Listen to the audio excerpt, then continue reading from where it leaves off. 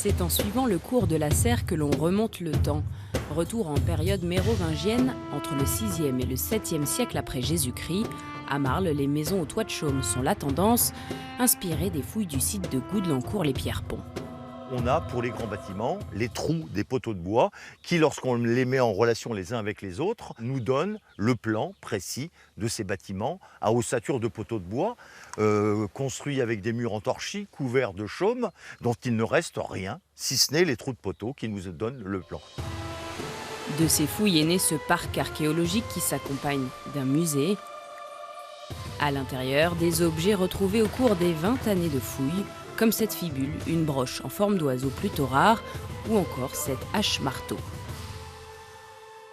On a des pièces ici qui sont tout à fait exceptionnelles, malgré un taux de pillage qui est de l'ordre de 70%.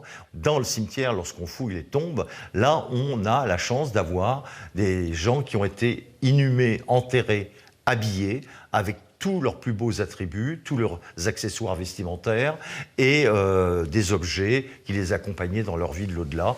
Temps fort du parc, les reconstitutions.